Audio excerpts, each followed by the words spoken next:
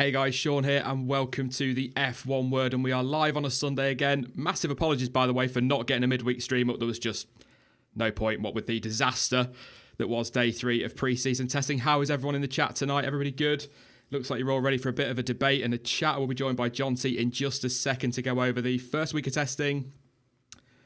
I've forgotten, preview the second week of testing. Great start, Sean. And of course, kind of look at where teams are from now. I don't think we can read too much into it, but I'm sure we'll be able to find something to talk about.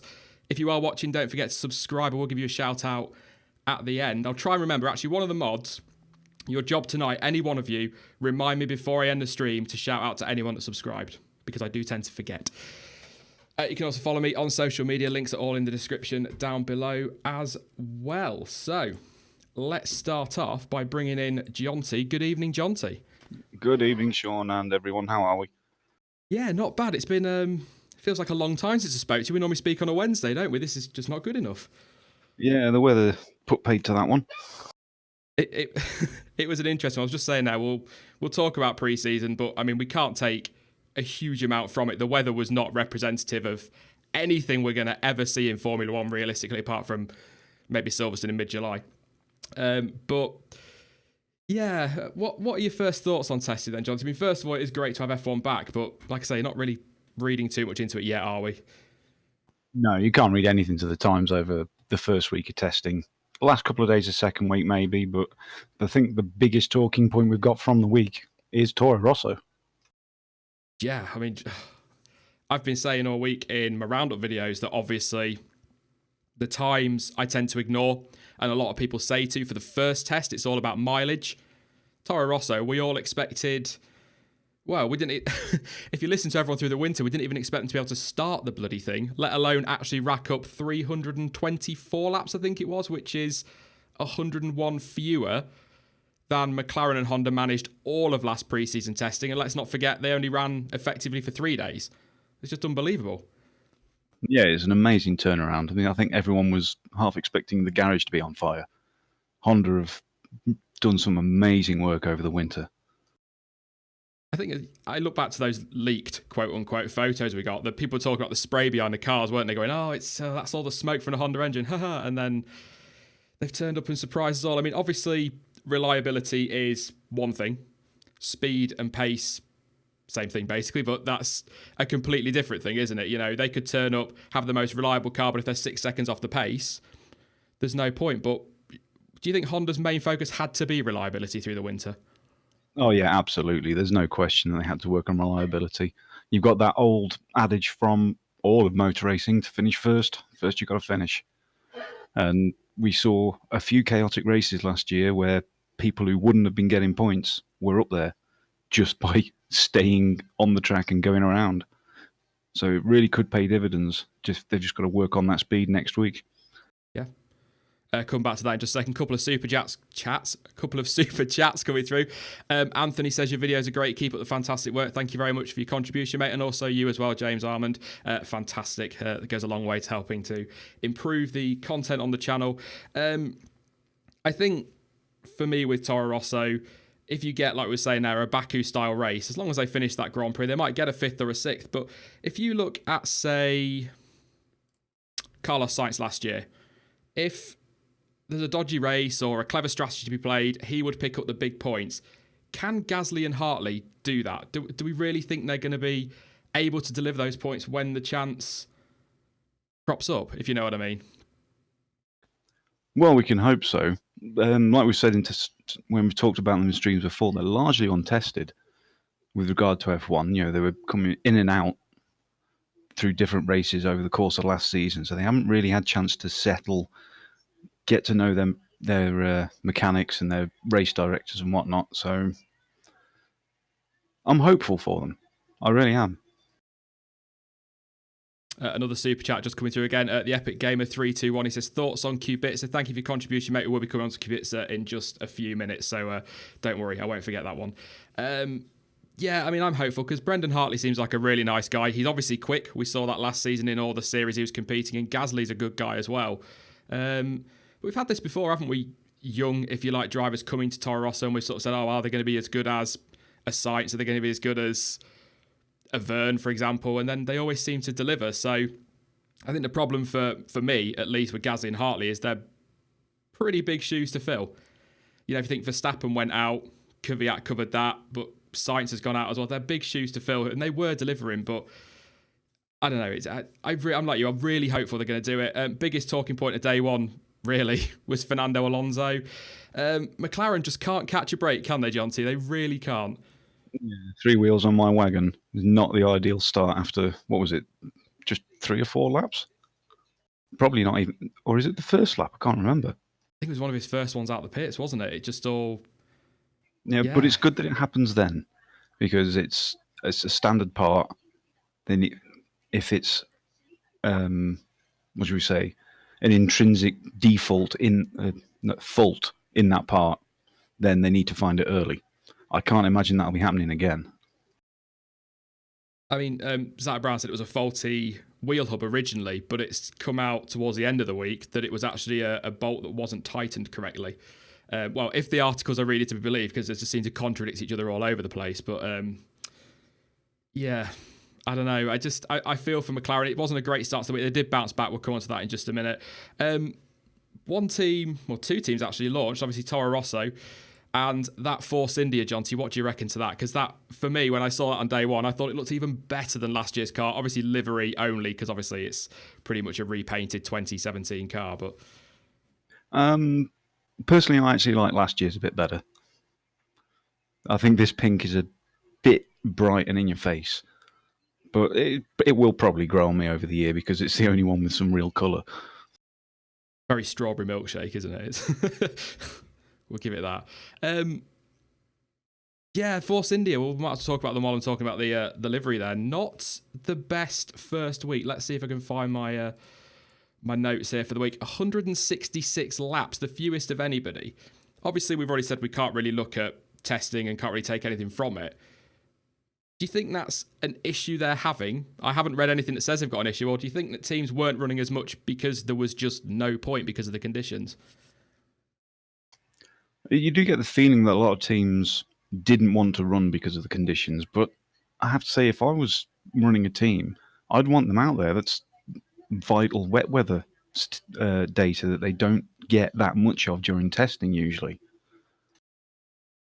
Yeah, for me, and watching F1 for the years I've been watching it, you know, pre-season testing, whatever the conditions, the aim was always to get out and get the laps, whatever the conditions, because laps are laps, as Toro Rosso have shown, as Mercedes and Ferrari have shown. But if you're not learning anything, is it really worth risking that one front wing you've got with you, or that one part that's likely to break if you hit a wall? They don't have the spares and repairs out they have at, say, a Grand Prix, do they? So you kind of see it from both sides of the argument, really. Yeah, true. And I suppose you have to think in another way with Force India is they've got that Mercedes engine. Do they need the engine data? Because everyone knows it's going to be reliable. So, like you say, is it worth risking the aero bits they've got with them? I'm not sure. It, yeah, completely true. I mean, the other thing as well, actually, on the aero bits, they've basically admitted it's not the complete car. So, I mean, I guess going out, they're not really learning anything relevant. Are they going to change their name, do you reckon, Jonty? A few in chat already mentioning it. They've said they're trying to, so... I think that all just comes down to the legal standpoint and all the silly paperwork involved. Yeah, a little bit of me gets why they're talking about changing the name. You know, marketing, it sort of makes sense. You do limit yourself, I suppose, but also... I'd miss the name, I think, to be honest. It's Force India. They've been around a while now. Not a bad week for Renault. Not particularly sensational. More or less middle of the pack in terms of laps and whatnot. But lap times weren't too bad from what can read into it. Are we... A few in chat have already mentioned it now, maybe 5th in the constructors. Are they looking good this season, or do you think the likes of McLaren and Force India are going to have too much from this year? I'm quite hopeful for Renault. They seem settled and refined as the whole team. There seems sort of a gentle confidence about them at the moment. The way the drivers have been speaking, the way members of the team have been speaking, There's something there that makes them feel like they're going to achieve. I think they're going to surprise a few people. They seem a lot more confident this year, don't they, compared to previous years? Yeah, absolutely. It's very much McLaren on the back foot now with the various issues they've had this week. Everyone was expecting them to come out and suddenly be super reliable compared to what they were, and they haven't been. They're the ones who really need to step it up in the second week. Yeah, I mean, from Renault's point of view, two very good drivers, experienced in Hulkenberg, and he's a quick guy, desperate for a podium this year. He's got to get one. And Carlos Sainz, I mean, he wants to do well with Renault. He's got a works drive, but also he's got a big point to prove this year because he'll want to really put his mark on that Renault and try and say to Red Bull, look, I'm staying here. I want to be here. So I tell you what, that's one of the teammate scraps I'm really looking forward to as well this year. That Ocon and Perez, I mean, that is going to be brilliant. Yeah, I mean, you're right on Sainz. He's definitely got a point to prove, but I think he made a big step in proving that. His first time stepping in the car last year, he was very quick right off the bat and proved his worth.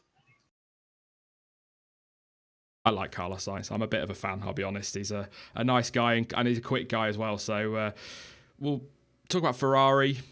It's really difficult talking about Ferrari and Mercedes because if we want to be, let's assume these times are completely legit. Lewis Hamilton in that Mercedes is 0.3 quicker than a Ferrari on a tyre that's a grade harder. Rubbish. It just shows, doesn't it, the lap times. What was it? A 1:19.333 for Hamilton, 1:19.673 on the soft tyre for Vettel. That's absolute nonsense. That's not going to be the case. No, that's why, like you said so much, can't really read too much into the times the first week. That's why I'm looking forward to the last 2 days when they suddenly start to throw in those points, throw in those laps. But I think it was quite a standard program for Ferrari throughout the first week. They didn't really make any headlines. They just got their laps in and kept going and stayed under the radar quite a bit, I think. We said this the other week, didn't we? They've been very quiet again this winter, and they were last winter, and it proved the right way to go. You know, they're not quite as, I guess, mouthy, for want of a better term, about their chances. They're not going on about, oh, we will win the title this year. They've kept quiet, and that was the way to go last year, and it turned out they were quick. The only thing I would maybe say is that at testing last year, the first test and second test, they looked like they were quick because they were sandbagging. But I think we haven't seen the true pace of either of those cars. The pole time last year was a 1:19.678, something around there. Hamilton half a second quicker on the mediums, but the track should be 2 seconds a lap quicker because of the resurfacing. So they're nowhere near their true pace yet. But like you say, it's those final 2 days. I don't think we'll get a full representation of where everybody is until the checkered flag falls at the end of Q3 in Australia. Yeah, maybe free practice 3. Yeah, possibly. Yeah, I've always found they seem to sandbag through testing, but they seem to do the same certainly through the first couple of practice sessions, sort of stick to their programs. But I guess I mean there are probably some teams actually going into that practice session, or will do, needing to put some laps on the board. Oh yeah, absolutely. But I wish some of the teams would just play the mind games a bit more, because everyone seems to sandbag a little bit. It would be so nice to see one team come out straight away in pre-practice 1 in Australia and just banzai super fast laps, so all the other teams are thinking, hang on a minute, we're not sure if we go that quick yet. Was it? I'm trying to think back now to the good old days, as I said in my tweet. I think it was 98, and the Proster seemed to, it might be 97, and they went out with a car that was seriously underweight, smashed in some of the quickest times in testing, filled their car with sponsors because of it, turned up and scored about 3 points all year. I mean, that's the way to do it, isn't it? You know? Oh yeah, really mix things up. Just get the mind games going, but between teams, not just between drivers. Make things far more interesting. Another team that had a great test, I think, Alfa Romeo Sauber, or just Sauber, whatever they've been called. Or we'll go Alfa Sauber because I want to keep the Alfa name in there. 283 laps. Much better than I was expecting from them. Not massively quick, but Leclerc, I think, did 20 laps fewer than Ericsson on the final day and was a second quicker. Obviously, the track got quicker through the day, but in terms of laps, very, very solid for Alfa Sauber. Fourth in the table, I think they were, overall. Yeah, they've certainly made use of the money that's coming to them from Alfa Romeo, Ferrari. It's a very good looking car. Leclerc impressed. Ericsson put it in the gravel, but I'm not going to laugh at him for that and criticise, because there are a hell of a lot of drivers put it in the gravel. It was one of those weeks. We'll come on to the weather in just a minute, but look, it's a good looking car. I'm positive for Leclerc. I think Ericsson's got a big point to prove to shut critics like us up a little bit. My only thing I would say is they don't look as quick as I thought they might be. Now, whether they're sandbagging massively, it's looking at the moment as though we could have, with a whole second test still to go, so don't read too much into it, we could end up with a Haas and Sauber scrap for that final spot in the championship. It certainly seems that way from Toro Rosso's performance, but I think Sauber have got more. I do. They're also being quite quiet. They haven't really done much in the interviews. I definitely think they've got a bit more to give, and they're definitely not going to show it until qualifying.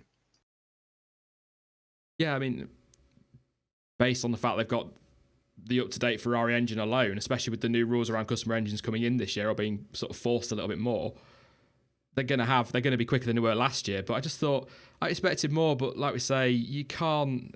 I'm going to keep saying it. You can't read anything into the lap times. They could have turned up and gone, right, we want 250 laps. They did 283. Brilliant. We'll keep quiet now and we'll crack on towards the back end of next week with lap times. And it's going to be interesting. I really want them to do well. They're They're kind of the equivalent now to Minardi, aren't they? You want to see them really go for it. We've seen them right at the back for a few years. We want to see them do well. And then obviously Haas will be at the back. We want them to do well. It's whether that's a British thing or a worldwide thing, I don't know. But I get the feeling it's the start of another Sauber cycle. They'll start to move up towards the midfield, and then come 2021, they'll drop back again. That seems to have been the case since Sauber existed. 2012, Perez was challenging Alonso for the win in Malaysia, wasn't he? Was it 2012? Yeah. Somewhere around there. They were quick. Yeah. A little bit like Williams in that respect, aren't they? Maybe it's an old team kind of attitude. I don't know, but we'll jump on to Williams now. We're going to answer that question now on Robert Kubica. First off, as I said in my video, just great to see him back out on track, isn't it, Johnny? It's still whatever role he's got on the team, it's still an incredible story. Yeah, it is. I know we'll get accused of going on about him or being fanboys of him, but it's just the story. You can't appreciate the story of the trouble he's been through with the injuries and the crashes. So to see him actually on track in a current F1 car is great. It is, and to be honest, Jonty, on that first point you made, I don't think you can say a positive thing about any driver and you're a fanboy. If you say anything negative, you hate it, and so you just have to ignore it, frankly. Yeah. There's morons everywhere, so probably not the best thing to have said on that point, but I was just so pleased to see him out there.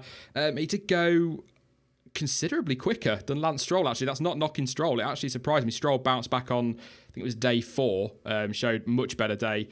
But I think that was down to conditions probably more than anything in the programs they were running. But they said after Abu Dhabi, let's play this game, that he was slower, considerably slower than Sirotkin and Stroll. And okay, it's testing. We don't know what programs we're running. We don't know what fuel loads. We don't know what the conditions were like, really. Proved them wrong, though, didn't he? On the face of it, on paper. Yeah, they were all on the same tyres. That's the only bit we do know. It's, I don't know. I would have liked to see him get a race. But like I said, it's a great story. Williams, all right in testing. Right in the middle of the field, to be honest. 277 laps, finished 5th overall on the lap count. I mean, yeah, pretty much as they were last year. Nothing spectacular and nothing disastrous. I think that's probably going to sum up their season, to be honest, John. I don't know if that's how you feel or... Yeah, they're another one that's definitely going to have more to give.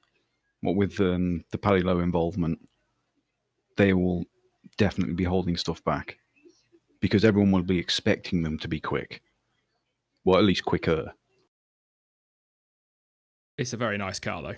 I was like, Paddy Lowe's done a great job. I was watching Ted's notebook on Thursday, the final day of testing, and that undercut side pod and sort of the close-ups he's got of that car. It is a very good-looking car. So it looks like they've got a chassis, they've got the engine. So in theory, they should be right up there. But that's just not how Williams seem to operate, is it? Well, we don't really know based on last year because they got it wrong, and they admit they got it wrong. So we've only really got 2016 to go on, in which case they were up there.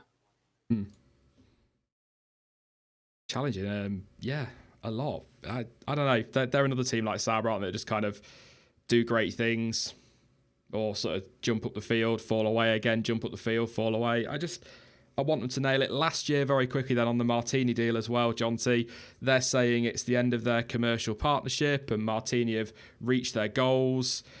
Do you believe every word that's coming out of the mouths of that one, or do you think it has got something to do with the driver lineup? I'm pretty sure it'll have something to do with the driver lineup.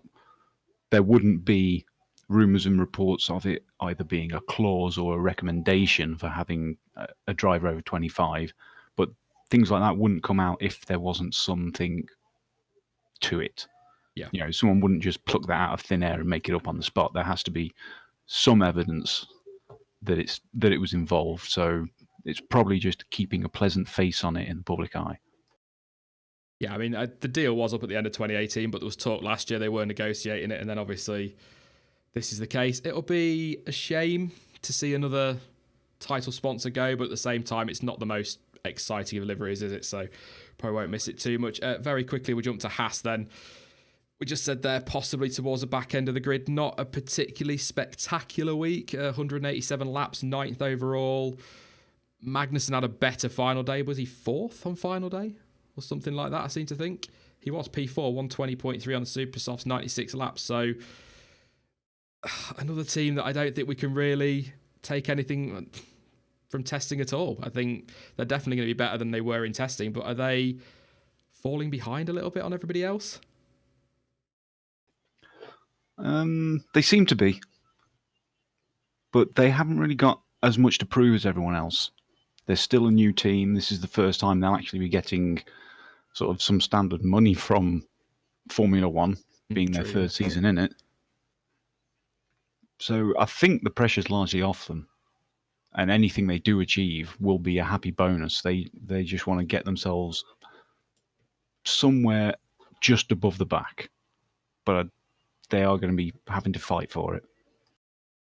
Obviously, any team that writes off a season, it's not something they really want to do, but I don't know about you, but I do get the impression from Haas that they're quite happy just plodding along now, wait until 2021's on the horizon, see if there's any new engine manufacturers in there and go their own way, maybe a Chevy deal or something like that.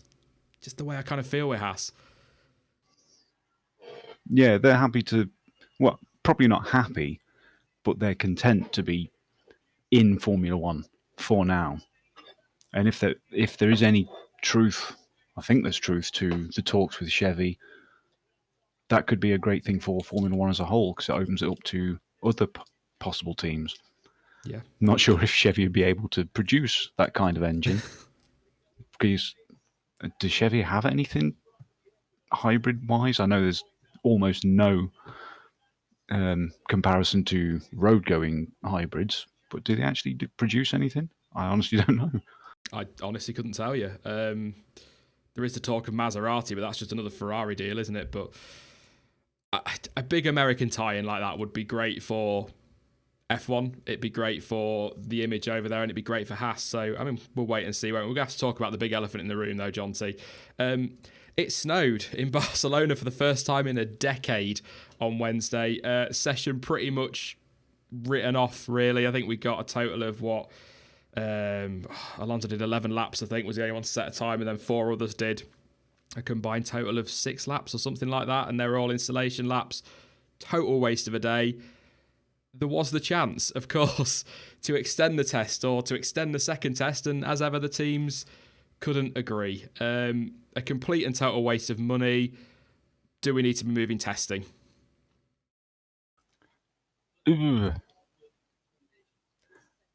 People have always said that Spain's used because Catalonia will show up a bad chassis and a bad aero package, always. Is that still going to be the case now that it's been resurfaced? Because we did have reports from Hamilton saying that the track's lost its character because of that. Will it lose some of the element of showing up the bad parts of a car? Because if that's the case, then there's no reason not to move it. Yeah, there's Dave Richards back in '98, I think, that said that Barcelona will always show up bad chassis, bad aero, or just a bad car in general, I think he said, to be fair. It's one of those tracks that has a great mix of the left-hand corners, the right-hand turns, fast corners, slow corners, long straight. There is talk of moving it to Bahrain again. They've got all that in Bahrain. My argument to that is that going to be representative of anything? No, it's not going to snow in Bahrain. If it does, it would be some sort of crazy miracle, and probably just about McLaren's luck, to be honest. It's probably not going to rain, so the conditions will be spot on. But I don't know. I just think part of it we just need to ignore this year. Like I say, first time it snowed in a decade in Barcelona. First time testing at that circuit has been affected by snow since 2003. Obviously, there was snow at Silverstone when they tested, but at Barcelona, 2003. So, just we don't need a knee-jerk reaction to it, do we?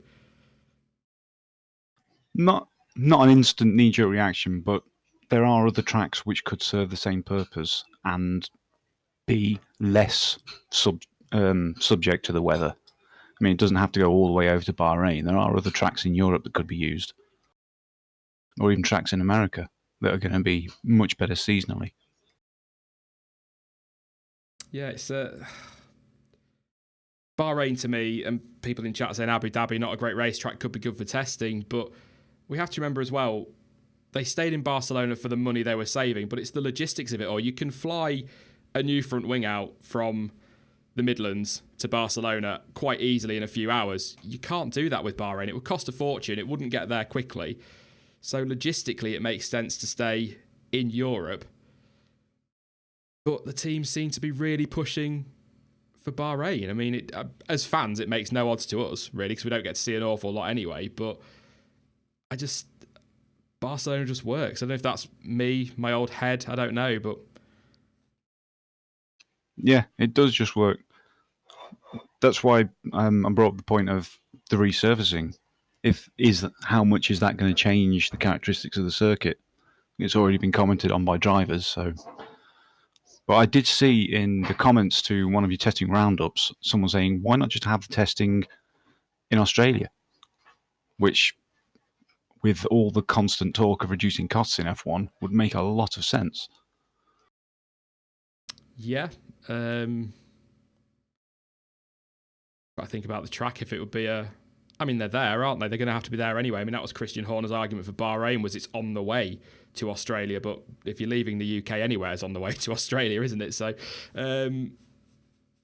yeah, I don't know. My only issue with that is it's a temporary track, isn't it, as well?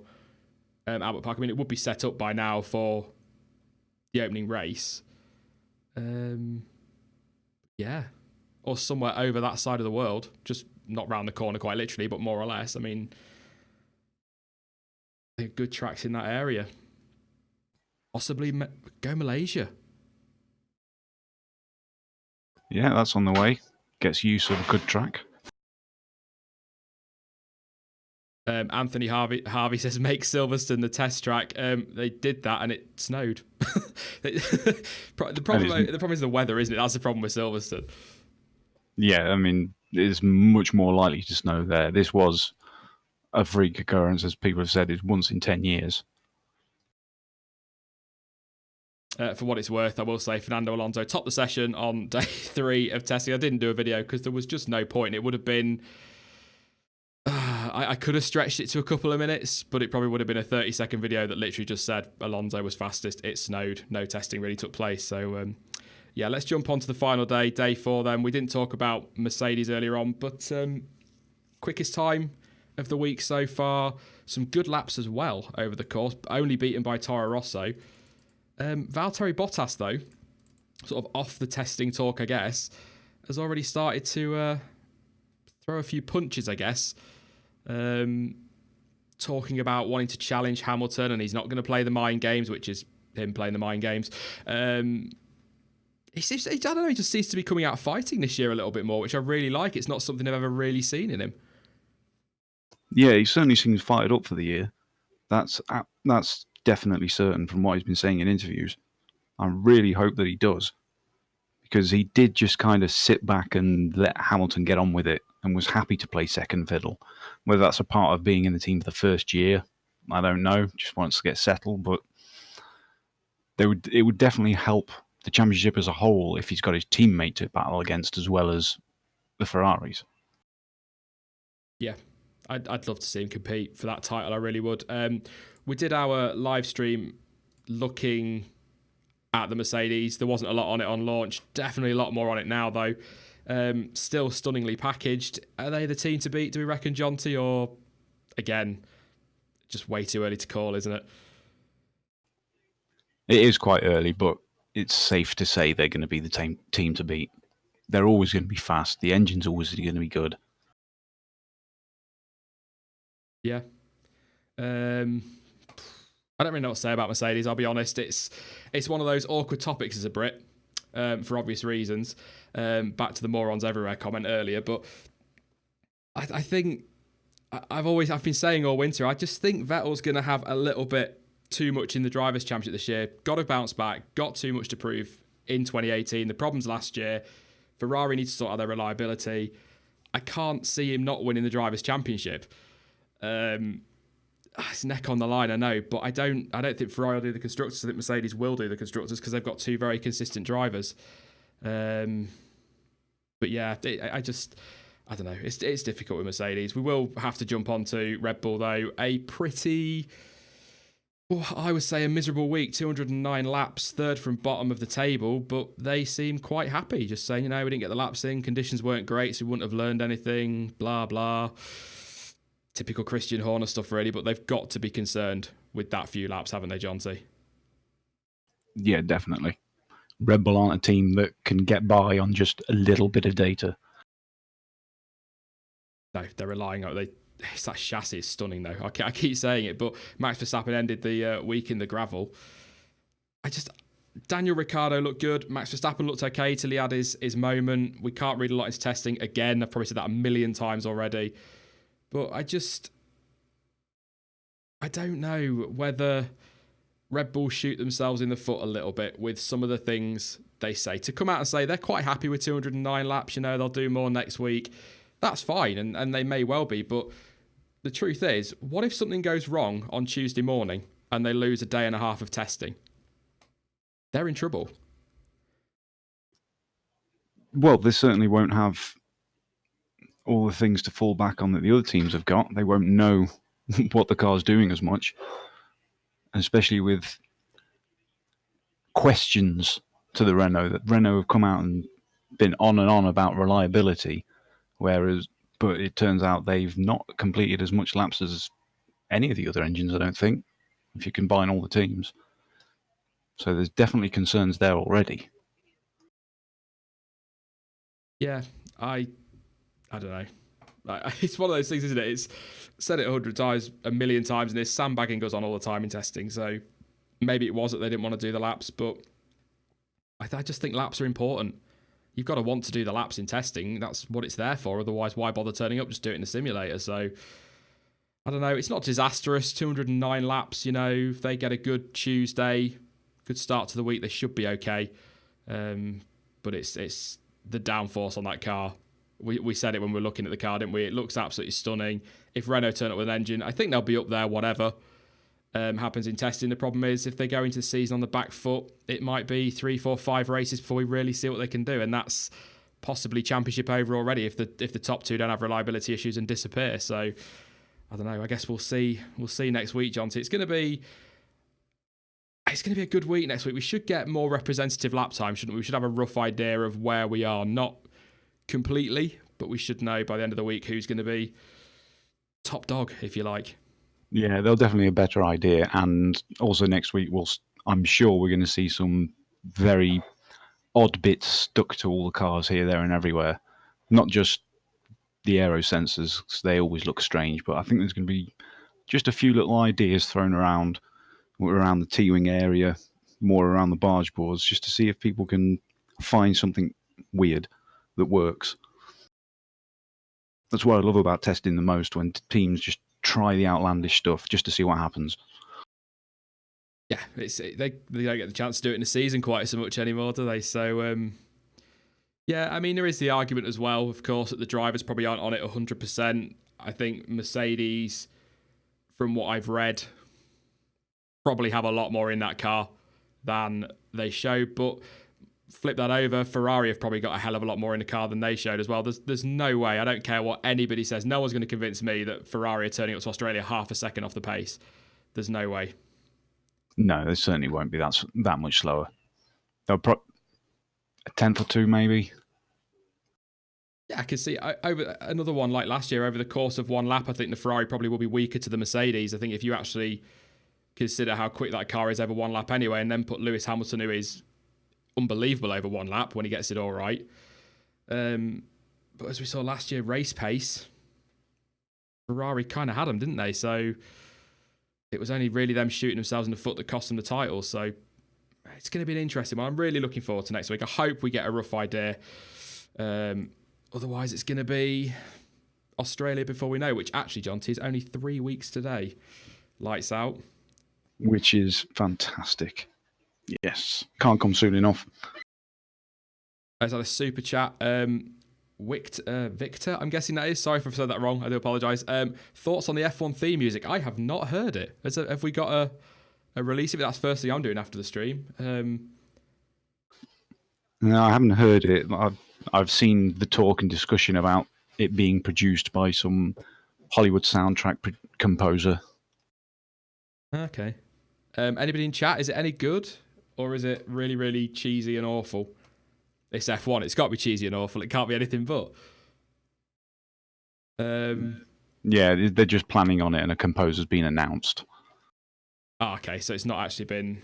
Okay, fair enough. So, yeah, I know I heard they were talking about some music before the start of races in the build-up and stuff like that, and... The easiest solution is just get a compute-controlled engine like Renault did for their party piece back in the mid-2000s and play the chain with that. Problem solved. Yeah, sorted. That's the best, isn't it? I think F1 theme tune. I like the Sky theme tune. I'll be honest, it needs a bit of an update now, but I do quite like that song. I hate that one, to be quite honest. You really hate it? Wow, Jonty, calm down. It's fine. I prefer the ITV one. Oh, the one by Moby, was it? Yeah. That's a terrible song, mate. That's awful. I'm not going to say. I'm not going to start knocking Moby in a live stream. It's bad enough that I attack the drivers. Thank you, Lloyd, for your contribution as well. Really appreciate that, mate. Thank you. Yeah, I don't know. I've not heard the theme tune. But we'll get that kind of says to me. We might as well open up to Q&A, doesn't it? Really. But final thoughts on testing then. Week 1, Jonty. Inconclusive. I think that's about the only word we can use. Mainly thanks to the weather, let's be honest. I think we'd have seen a lot more, wouldn't we, towards the end of the week had the weather held up. But I think week 2 is usually better. Red Bull need it. Force India need it. I have checked the weather forecast. It's supposed to be all right. Bit of rain forecast. Oh, another super chat. Wow. Awesome tonight. Kaylin Strimbu, one of the regulars on stream, I believe, had to use a VPN to donate. Enjoy. Thank you very much, mate. Really appreciate that. That's dedication. Jonty, that is dedication. He's a good man. They're all brilliant. Well, vast majority. Actually, before we jump into Q&A, I'm going to throw a question, John, at you. The F1 streaming service looks absolutely awesome. F1 TV, fantastic idea. We can't have it, though, can we? We're not allowed. No, not until the earliest 2025 the Sky deal ends. Yeah. Not even with a VPN. They're going to block them like Netflix do. I will say, actually, because They're going to try. Yeah, they're going to try. I passed commenting it in the video after it had been announced, and I said we're stuck with Sky. I just want to clarify, I love the Sky coverage. It's absolutely fantastic, but it is so bloody expensive when you put it side by side to what F1's going to charge for more content and on-demand content as well. So that was my gripe. It's not Sky. They do a great job. Big fan of Martin Brundle, one of the few, I think. But I just think It's not even right. Okay, I'm on a moan now. It's like £9.50 for just the F1 channel, which you can now do, but you can't just get one channel on Sky. You have to get like the basic package, which is like 25 quid, and then you've got the £9.50 on top of that. So, yeah, I don't know. Yeah, that's only if you're in an existing, if you'd already got it as the only channel. Yeah. If you're signing up now, it's 18 quid for a channel, unless you get one of the good deals, which they always seem to be doing. You do have to shop around and time it right. Yeah, a few people in chat saying they've actually cut the price on Sky, but I bet they've not cut it to $12 a month, which is what, about £9? But it's nowhere near that. It's not even, like I say, it's £9.50 if if you've just got the channel in the past, but you can't just have one channel. But anyway, I'm sat here selling Sky or slating Sky. Let's hop in to Q&A. I will say every Wednesday stream, I'm going to be doing what I'm calling a community showcase because I ran out of time to think of a really cool name and that's the best I could come up with. But I'm putting it on today because I didn't do a stream on Wednesday, and these are some wooden wall arts from a guy whose name absolutely escapes me. That's terrible. It is going to scroll up on screen in just a moment. Fantastic guy. Athe Track Designs, that was it. Thank you very much. Do go check him out on Facebook. Links in the description. I'm not sponsored by him in any way. I'm just giving something back to everyone that's done so much to get involved with the channel. So there you go. How nice am I, John T? I know, and amazing. I'd love some of them. They look great on the wall.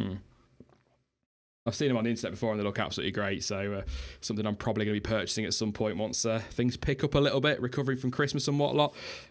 Let's take a look then at some of your questions. I'm sure there are going to be a few throwing in. Losbert, who do you think is going to be surprising? It looks like Toro Rosso, doesn't it, John T? Yeah, it really does. Getting that kind of reliability so quick is fantastic. I really hope they're up there. Anthony Bilb, I think that's correct. I'm probably wrong. Or Bilb says, who's better, David Cross or Ben Edwards? I did something this morning in the toilet that was better than David Croft. So Ben Edwards, basically. But anybody's better than Jonathan Ledyard. Yeah, definitely Ben Edwards over Crofty. But Martin Brundle over DC. But get a DC as a pundit. Just not, yeah. Yeah, DC as a pundit. And if we're all honest, we'd want Will Buxton in with Brundle. Black Emerger said link to wooden tracks. Yeah, that's in the description down below. So there's a load of links in there. It's definitely in there. £500 for Sky for 1 year Sky is £500 more than I earn. I feel you. I feel like that some days. That's a good one from Delirious User. Jim Clark's birthday today. What do you think about him? He's one of the greatest Brits of all time. He could have achieved so much more as well, couldn't he? Just a nice guy and a fantastic racing driver. Yeah, absolutely. Always will be one of the greatest drivers, not just greatest British drivers. Another one we lost too quick, unfortunately. Yeah, definitely. Luke Austin, who is a better driver, K-Mag or Grosjean? Grosjean, but I prefer K-Mag as a person, but Grosjean as a driver. Yeah, Grosjean's a better driver. Calin Strimbo, am I the only one who doubts Hartley's F1 skills? Kvyat beat him at Kota. I've still got gripes about Kvyat. He scored a point on his return and then was still dropped, and that was the only point they scored all year. So after that, yeah, I just need to get over it, really, don't I? He's got. I still think he's got the better end of the deal there, Daniel. Yeah, he has. I don't know enough about Hartley.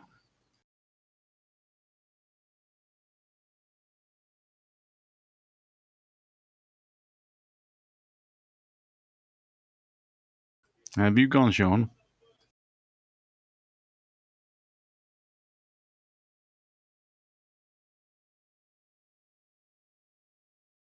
Well, I've got a feeling that Sean's sound's gone. Has mine gone as well?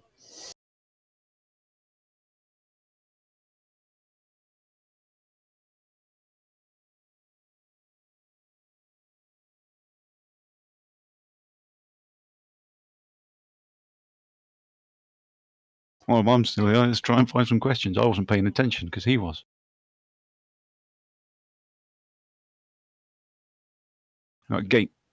James Donovan, who's the most underutilized driver on the grid this season. Unless he unless he doesn't pick his game up, then it's probably going to be Raikkonen.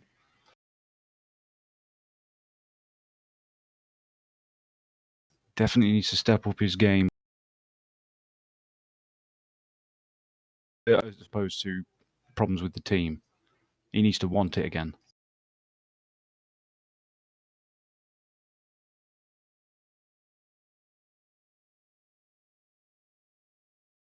Yes, it's a jaunty takeover. Right, you know that problem I had the other day, Jonty, that I said I was going to fix? Yeah. I didn't fix it. It fell out the back again. Sorry about that, guys. A long story. Glue. Yes, I'll glue it in. Bloody pain in the backside. Anyway, was Jonty feeling all right? I'm guessing he's a star. So I tried to answer one question, but the chat kind of got spammed with "we can't hear you." Okay, fair enough. I'm back though. That's the bad news. I'm back. It was a good question, though. You should answer it. Who's going to be the most underutilized driver on the grid this season? I said Kimi, unless he gets his head in the game. Underutilized driver? That's a really good question. Yeah, Kimi, I suppose. So I'm just trying to think now. That's a really good question. Possibly Van Dorn. Oh, good point. But I'd say Kimi if he's not really stepped up his game this year. So, yeah. Chris Smith, why do you overrate Bottas? Underrate. Okay, yeah, that's what it means. Yeah, underrate. I don't really. I just kind of defended him a lot, didn't I? This last few months over last season, you know. All right, fair enough. He didn't have a fantastic first year, but he was drafted in sort of last minute, settling into the team. I think he did all right. Got a couple of wins on the board for a first season. That's not bad, but he's a little bit like Van Dorn in the respect that he's got one hell of a teammate to try and live up to. So, yeah. Chris Smith says, no, I was replying to another post. That's okay, mate. I've answered it anyway. Why not? If Jules Bianchi was still here, do you think he would have the talent to beat the likes of Verstappen, Ocon, Wehrlein, etc.? Asked the randomizer. It's hard to say, but the potential was definitely there. You can just see what he managed to drag out of the Marussia on multiple occasions. Yeah. He was properly on the Ferrari radar as well, wasn't he? Before Suzuka happened. So, yeah. It's hard to know. And you have to remember as well, I kind of class Verstappen and Co as another generation in a way, aren't they? Bianchi was a little bit older, so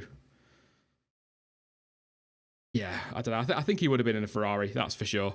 Alongside Sebastian Vettel, probably around 2015 was what I originally thought. So, ooh, there's a good one. One I like to ask people. Is it Jivan? Jivan Mahesh. Yeah. If not for Senna's death, would safety in F1 be as we see it today? It's a really horrible thing to have to say, but no. If only Ratzenberger had died, there would not have been such a massive knee-jerk reaction. Could not agree more. It's unfortunately, as we've seen in the past, the FIA only react when things like that happen. So I don't know. And there was such a massive reaction over the 2 years that followed that. The changes that came in were insane. Oh, not even just on the cars. They were sticking all the track changes with chicanes here, there, and everywhere. It's where the plank came in on the car. Eventually, we had the tyres to slow things down. Putting a slot in the back of the engine cover. So turn into a robot, Jonty, mate. Sorry. Do you want to just if you just drop out and I'll pull you back in, mate? It's probably the easiest way to do it for that one. It's a bit of a pain, this. But yeah, we're still using Discord, by the way, guys. We are going to be starting to use Skype. It's just sorting that one out. But yeah, I think the problem with that is we go back to just after Senna's accident, and they were going around the tracks like Canada, and they were putting chicanes in left, right, and centre. Go on then, Jonty. Is that working again? Hey, there we go. Yeah, I was I was just saying that it wasn't just a change on the cars back in '94. They were putting chicanes on the straights in Canada. They were altering tracks, weren't they? Because drivers basically said enough is enough after Imola. But I tend to agree with you. I think we'd have definitely gone further. We'd definitely be a lot further along now, safety wise, or compared to then. But I don't think it would be the halo wouldn't be on the car. That's for sure. I don't think the impact test would be anywhere near as strong. Yeah, it's quite a scary thought, really. It is scary to think where F1 would be without that. I think I've just seen an IRL friend in here. I have. It's Liam. Hey, Liam. Who will be the next British F1 champion after Lewis Hamilton? Oh, I'm going to say his name and I'm going to get so much flack when I say it. Lando Norris. I did it, John. Tier said it again. No, I think he's going to be George Russell. Is that officially a disagreement? It could well be. Yeah. I don't know. I think if McLaren can nail it with whatever engine they have in the future, it's all down to Alonso as well. I mean, timing could be key. If you see, let's say your prediction comes true, and a lot of people's predictions that Lewis Hamilton retires at the end of this season, Fernando Alonso retires at the end of this season, you've got Lando in the McLaren, you've got Russell in the Mercedes. I know which car I'd want to be in. So I guess it's all going to come down to timing, isn't it? Yeah. Yeah, it's going to be very interesting. Aside from anything, there's flipping good talent out there, isn't there? So, yeah, and who knows what could happen in F2 this year to throw another driver into the mix. Could someone step up? One hell of a field as well in F2, isn't it? So it's going to be a good one. Who will rack up the most grid penalties this season? A week ago, I'd have said Honda, but now I'm not so sure. I'm going to go Renault. But if we're talking team, it's not McLaren hate, but knowing Alonso's look, probably McLaren. Yeah, it's seeming likely at the moment, unfortunately. I'm surprised he didn't say Oliver Rowland. Hey. Yeah, anyway. It's not all Ollie Rowland. I think Ollie Rowland's chances are slipping away, aren't they? He's of that age now where he needs to be in the car this season or next season, really. And I think there is a lot of talent behind him that's probably a little bit further along. So I don't like that because he's a nice guy. So it would have been nice to see him in F1. Yeah, of course, yeah. Renault have already said that they're planning grid penalties. What do you think of that, John T? I got a bit of stick for that in the comment section to the video. I think it's ridiculous that second day of pre-season testing and they're talking about where to strategically take their grid penalties. Yeah, it's not ideal. It's not what we want from a competitive sport where everyone's trying to be as fast as possible. But I suppose it's indicative of how the sport's going. I'd rather see them plan it strategically rather than just get stuck with it. So we can just write off one race as opposed to having half a dozen races spoiled because of it. I mean, it does mix up the grid, and that's sort of what people came at me with in the comments was, you want more exciting racing. At least it mixes up the grid. It does, but I want exciting racing that isn't completely artificial. I don't want drivers because, if it's about mixing the grid up, well, I'll tell you what, if somebody, let's say whoever wins in Australia, they get some ballast put on their cars for the second race and that puts them to the back of the grid. That's exciting, isn't it? I mean, I just don't like it. I don't like DRS. I don't like KERS. I'm an old man. I'm moaning again. And I want to see great racing, but I don't want it to be forced racing. Which is probably going to be Force India's new name, by the way, Force Racing. But yeah, I don't know. Possibly in the minority there. Yeah, it is the only benefit to it. The fact that we'll mix things up. But like you say, it's artificial. But I suppose it's less artificial than DRS and KERS. The cars have still got to do it on the track. Yeah. True, yeah. See as well, don't you? You see, as soon as that Mercedes is out of position, they really struggle. Yeah, because it's always struggled behind other cars, which is why if I was the other teams, I'd be having a car sat in front of mine in the wind tunnel while I was testing it to get it performing as good as possible behind another. Yes. The thing is that the team's aim is to design a car that is out front and doesn't need to worry about overtaking, isn't it? And to make the air as dirty as possible off that car so the car behind can't get close. But the problem is that makes the overtaking impossible if they fall out of position, doesn't it? So, yeah. John Jury, where did they add chicanes in Canada after Senna's death? I don't recall any changes in the circuit. They put literally, was it 94 or 95? I don't know if it's straight after, but I'm sure it was 94. They literally put 2 tyre barriers to make a chicane about a third of the way down that long back straight. Which again, just would not happen now, would it? It wouldn't happen now. They'd have to go through paperwork and risk assessments and all sorts. But they did just slap it down, and that was. I'm sure it was 94. Yeah, there was so many tracks that were ruined by it. I mean, Imola, with obvious reasons, Tamburello got completely changed.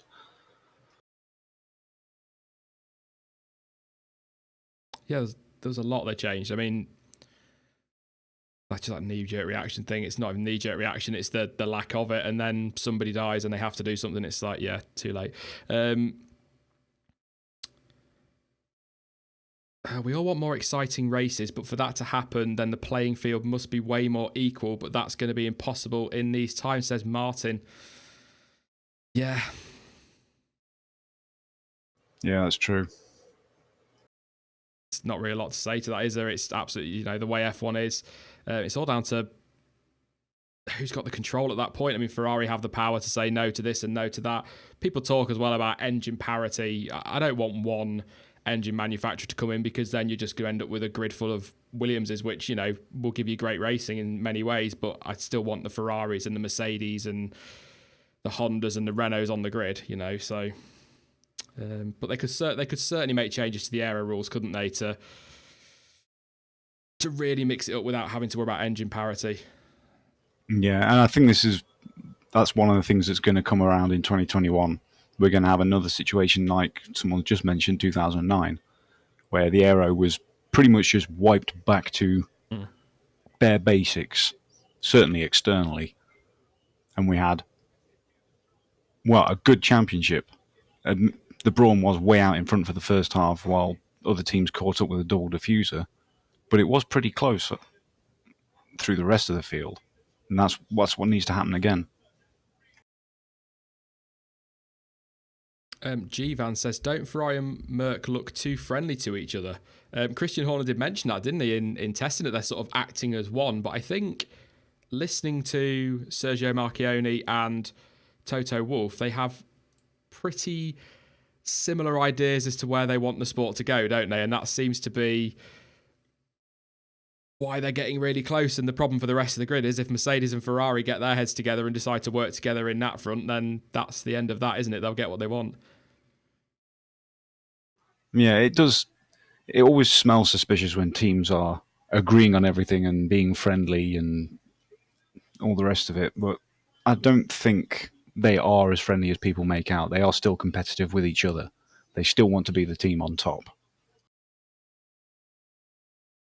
Yeah, that's it at the end of the day, isn't it? They want to be the best. Toto Wolff talks about, as you're saying, he talks about wanting great racing for the fans, but ultimately he has to put his team first, doesn't he? So I'm going to take one more question then from chat. Let's have a look. I'll give you a second to... Ooh, it might be 2 questions because I've just spotted James Bryder, Ricciardo and Ocon at Mercedes in 2019. That would be interesting. Would be very interesting. Well, that's got me thinking. Yeah, Ricciardo is talking about signing contract or talking about contract negotiations in April, so maybe he'll stay at Red Bull. But I think that comes down to what Hamilton and co decide to do and how good Bottas is. Yeah. Yeah, Bottas' performance this year is going to have a big impact on that.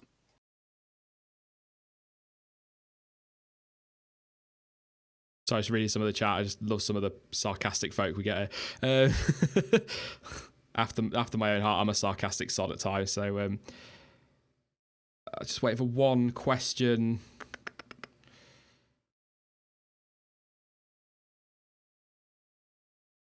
Yes, I would, Jonathan Fox. I would like a different company to produce the F1 game, but yeah. What do you think about the plug and play concept for 2021? I have no idea what that's. No, I do. Oh, go on then. It's the idea that they want sort of the interfacing parts of the power units to be standardized so that any team can pick up any engine and stick it in without having to redesign half a car. Oh, is that aimed at giving teams like McLaren, say last year, the opportunity to change engine mid-season? Is that? Yeah. But all I would worry about on that is that they would be too lax with the rules, and you have teams going, "Oh, we're at Monza this weekend. We'll have a Mercedes. Oh, we're at somewhere else this weekend. We'll have a Ferrari." So effectively becoming a little bit like tyre choice. Then is that sort of how it is? I think we'll have the faster engine this weekend. I don't think that would happen, but it would be a worry.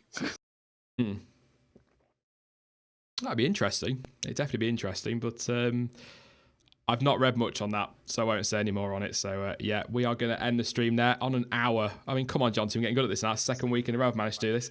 Yeah, tidy. We'll be back Wednesday, though. This week, I think, John, to talk about the second day of testing, if you're free on Wednesday, of course. Yeah, hopefully we'll have some really interesting stuff that teams come out with on Tuesday. Yeah, and hopefully a better idea of who's going to be running where as well. So thank you once again, John T, for joining me this week, as ever. Yeah, thanks for having me on, and thanks for some really tricky questions this week. Yeah, some that have got us going away thinking, I'd imagine. But yeah, thank you very much, John T. I'll talk to you in a bit, mate. Yeah, see you later, guys. That is it for the stream today. Thank you very much to everyone for tuning in. Thank you as well. I didn't get to stream on Wednesday. Last Wednesday, we hit 14k subscribers, I believe, and then this Wednesday we hit 16k, which is just unbelievable. So thank you so much to everyone who's subscribed. I am going to give you shout outs in just a moment, don't worry. Also, you'll notice some new logos and whatnot around the screen. This is the look that we've been working on for the last, what feels like about a month, but that all starts off tomorrow. There's some new graphics as well for the season as well, all thrown in. Sorry, just waiting for your subscription to go back for an hour. So I'm going to go back to an hour. And I'm going to give you a shout out. So if I screw your name up, I am so sorry, because I am terrible at this. Stuart Anderson, Leo Apurav, Howard, Vice, Adam, James, Armand, you donated. That's awesome. Anthony also donated. The Epic Gamer, thank you for your donations. Mr. Golden Moose, great name.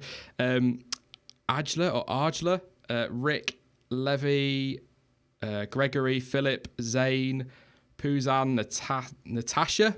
There's no H, that threw me then, or Nastasa. So I'm sorry if I screwed that up. Victor for your donation as well. Kaylin for yours. Lloyd for your subscription. Your new host. I think you've just donated, so I've missed that. So if I will come to that next week, and we'll answer that one for you in the stream as a priority or on Wednesday. David Mingus, Monith, Owen, Randy, and Rypask. That was a load. So if I screwed your name up, I do apologise, but thank you so much for your subscriptions and your donations. It's massively appreciated, and it goes a long way to helping out the channel as well. I will be back on Tuesday with a roundup of the first day of the second test in Barcelona. It's just great to have F1 cars back. Don't forget as well, 3 weeks today, as of 3 weeks from right now, we'll know who's won the first race of the season. It is right round the corner. We will be live, of course, on Wednesday at 7 p.m. UK time. All the graphics and whatnot will change tomorrow as well, so keep an eye out for that. Once again, thank you so much for everything. You can follow me on social media. Links to Twitter, Facebook and Discord are all in the description down below. But as ever, thank you for watching. I've been Sean. This has been the F1 Word, and until next time, goodbye.